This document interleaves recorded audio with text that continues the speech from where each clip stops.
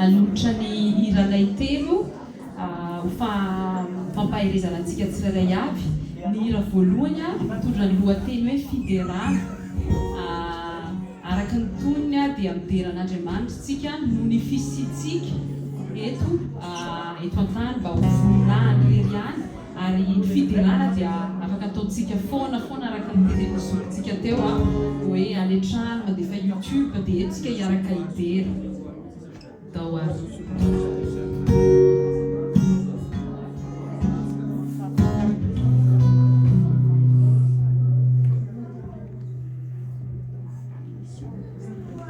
Tsika zany mbola tsy any an-danitra dia indraindray misy problème le son ao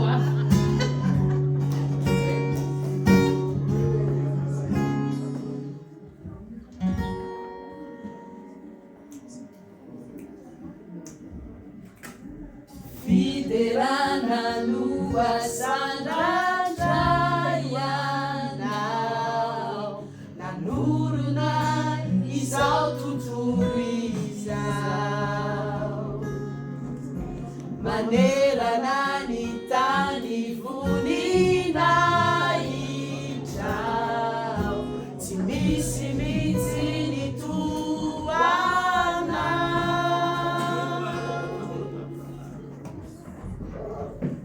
Fiderana lua sandratra ianao, nanorona izao tontolo izao, manerana ny tany voninahitra,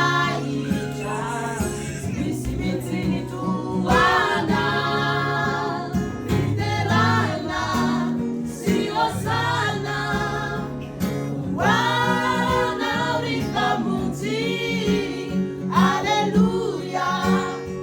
Hosana, Wana Madrakiza, Fiderana, si Hosana, Wana Rifamuti, Alleluia, si Hosana, Wana Madrakiza. Atusaka ubisa manju ami.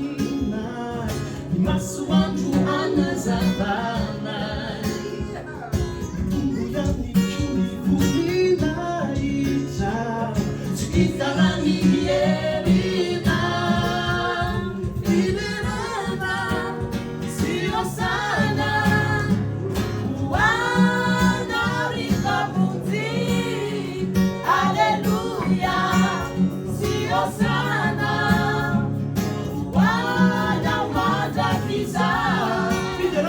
Fiderana, si hosana, wana rifamuti, alleluia, si hosana, wana madrakiza. Miaraka mila aminay nareo Fiderana, fiderana, fiderana, fiderana, fiderana, fiderana, fiderana. Fideran, fideran, fideran, fideran, fideran, fideran, fideran, fideran, fideran, fideran, fideran, fideran, fideran, fideran, fideran.